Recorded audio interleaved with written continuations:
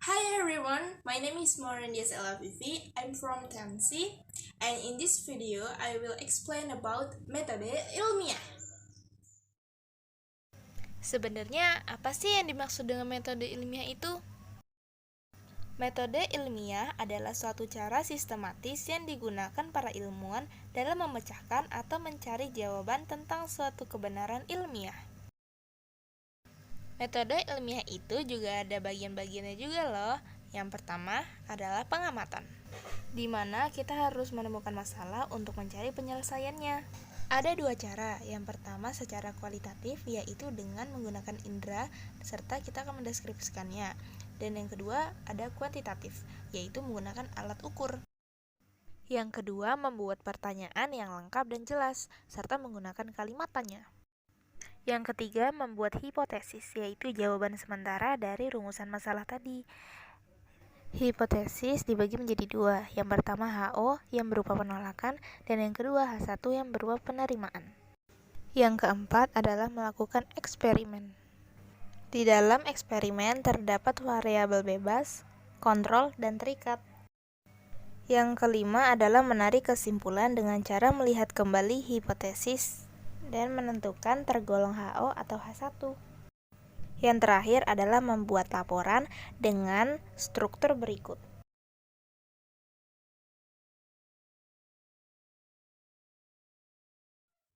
Jadi, prinsip keselamatan kerja yang pertama adalah 1. Mematuhi tata tertib, kedua, mempelajari prosedur kerja, ketiga, memahami fungsi, alat dan bahan, keempat, berhati-hati saat melakukan percobaan, kelima, memahami karakter alat dan bahan. Mengapa kita harus menerapkan prinsip keselamatan? Jawabannya adalah agar kegiatan eksperimen dapat berjalan dengan lancar tanpa adanya suatu kendala, serta terhindar dari hal-hal yang tidak diinginkan atau kecelakaan.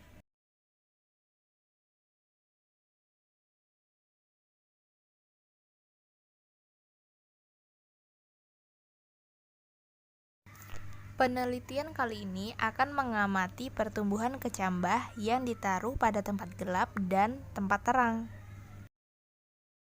Proses ini akan membutuhkan waktu tertentu sampai kacang benar-benar berkecambah dan menunjukkan perubahannya.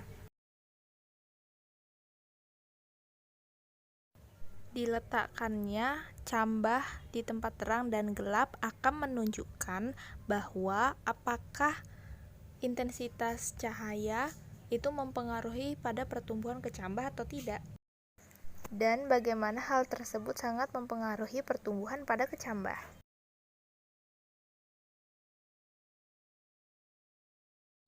Dari pertanyaan-pertanyaan tersebut, maka akan muncul pernyataan yang berbeda.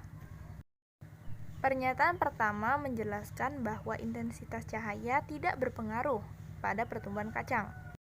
Tetapi sebaliknya, pernyataan kedua justru malah berpengaruh pada pertumbuhan kacang. Jika sudah begini, maka diperlukan adanya eksperimen untuk membuktikan jawaban atau pernyataan mana yang lebih tepat.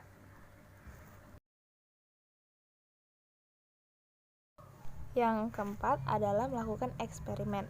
Untuk alat dan bahan yang dibutuhkan adalah wadah, kapas, air, dan kacang hijau tersebut. Untuk langkah-langkahnya sendiri adalah yang pertama, taruh kapas di wadah tersebut, diratakan bagian bawahnya sampai benar-benar tertutupi oleh kapas. Kemudian jika sudah, taruh air sampai benar-benar kapasnya itu basah. Kemudian taruh beberapa kacang hijau ke dalam kapas yang sudah dibasahi tadi. Setelah itu baru taruh dua wadah tersebut di tempat yang berbeda, di tempat terang dan tempat gelap. Dalam eksperimen ini, matahari itu berperan sebagai variabel bebas karena dia mempengaruhi. Sedangkan pertumbuhan kacang hijau itu sendiri adalah termasuk variabel terikat karena dia dipengaruhi.